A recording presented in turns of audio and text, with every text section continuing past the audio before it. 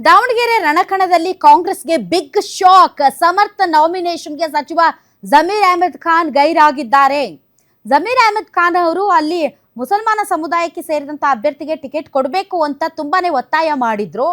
ಹಾಗಿರುವಾಗ ಈಗ ಅವರು ಸಮರ್ಥ ಪರವಾಗಿ ಬಂದು ನಾಮಿನೇಷನ್ಗೆ ನಿಂತು ನಕ್ಕೊಂಡು ಅದರಲ್ಲಿ ಪಾಲ್ಗೊಳ್ಳೋದು ಅವರ ಸಮುದಾಯಕ್ಕೆ ಮಾಡಿದಂತಹ ಒಂದು ಅಗೌರವ ಅಂತ ಜಮೀರ್ ಅಹಮದ್ ಖಾನ್ಗೆ ಅನಿಸಿರಬಹುದು, ಅಥವಾ ಸಮುದಾಯ ಅದನ್ನು ತುಂಬಾ ಪಾಸಿಟಿವ್ ಆಗಿ ಸ್ವೀಕರಿಸದೇ ಇರಬಹುದು. ಹಾಗಾಗಿ ಇವತ್ತು ಸಮರ್ಥ ನಾಮಿನೇಷನ್ಗೆ ಸಚಿವ ಜಮೀರ್ ಅಹಮದ್ ಖಾನ್ ಗೈರಾಗಿದ್ದಾರೆ.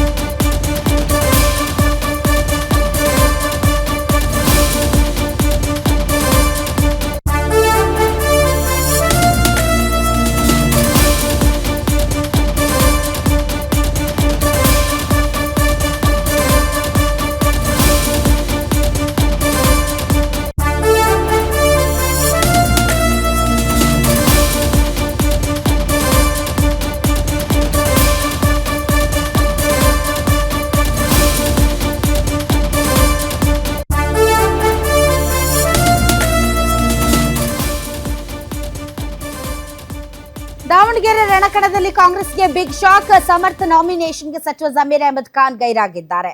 ಸಿಎಂ ಡಿಸಿಎಂ ಈ ಸಂದರ್ಭದಲ್ಲಿ ಹಾಜರಿದ್ದಾರೆ, ಆದರೆ ಜಮೀರ್ ಅಹಮದ್ ಖಾನ್ ಮಾತ್ರ ಗೈರಾಗಿದ್ದಾರೆ.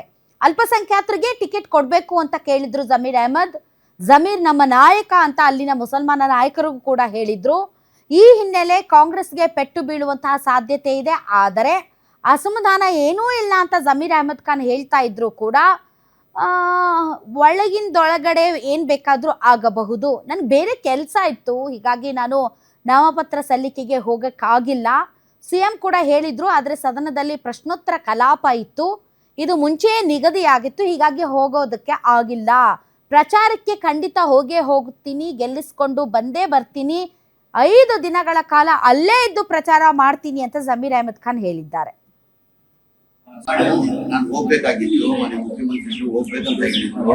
ನಾನು ಕ್ವಶನ್ ಇತ್ತು, ಆ ಹಿನ್ನೆಲೆಯಲ್ಲಿ ನಾನು ಹೋಗ್ಬೇಕು ಸಾಧ್ಯ ಇಲ್ಲ. ಪ್ರಚಾರ ಹೋಗ್ತೀನಿ, ಪ್ರಚಾರ ಹೋಗ್ತೀನಿ, ಗೆಲ್ಸ್ಕೊಂಡು ಬರ್ತೀನಿ, ನಾವು ಗೆಲ್ತೀವಿ. ಅಲ್ಲಿ ಇಲ್ಲಿ ರಾಜ್ಯ ನಾಯಕರೆಲ್ಲರೂ ಕೂಡ ಸಮಾಧಾನ ಆಯ್ತು, ಸಂಧಾನ ಸಭೆಯಲ್ಲಿ ಕೂಡ ಸಕ್ಸಸ್ ಆಯ್ತು. ಬಟ್ ಅದಾಗಿಯೂ ಕೂಡ ನಿನ್ನೆ ಅಲ್ಪಸಂಖ್ಯಾತ ಸಮುದಾಯದ ನಾಯಕರು ಮುಖಂಡರು ಸ್ಥಳೀಯವಾಗಿ ಹೋರಾಟಗಳನ್ನ ಮಾಡ್ತಾ ನಮ್ಮ ಶಾಮನೂರು ಶೇಷಪ್ಪ ಅಜ್ಜ ಅವರು ನಿಧನ ಆಗ್ತದೆ. ನಾವು ಟಿಕೆಟ್ ಕೇಳಿದ್ರು ನಿಜ. ನಮ್ಮ ಅಲ್ಪಸಂಖ್ಯಾತರು 85,000 ಮತ ಇದೆ, ಅಲ್ಪಸಂಖ್ಯಾತ ಗುರಿ ಅಂತ ಹೇಳಿದ್ರು. ಅವತ್ತಿಂದ ಪದ್ಧತಿ ಬಂದಿದೆ, ಮುಂಚೆಯಿಂದ ಪದ್ಧತಿ ಬಂದಿದೆ. ಯಾರನ್ನ ಇಲ್ಲಿ ಅವರು ಯಾರನ್ನ ನಿಧನ ಓದಿದ್ರೆ ಅವ್ರ ಕುಟುಂಬದವರು ಕೊಡೋದು ಒಂದು ಪದ್ಧತಿ ಇದೆ. ನಾವು ಕೇಳಿದ್ವಿ, ನಾವು ಮುಖ್ಯಮಂತ್ರಿಗಳ ಜೊತೆ ಮಾತಾಡಿದ್ವಿ, ಸುದ್ದಿಯವರ ಜೊತೆ ಮಾತಾಡಿದ್ವಿ, ಡಿ ಕೆ ಶಿವಕುಮಾರ್ ಜೊತೆ ಮಾತಾಡಿದ್ವಿ,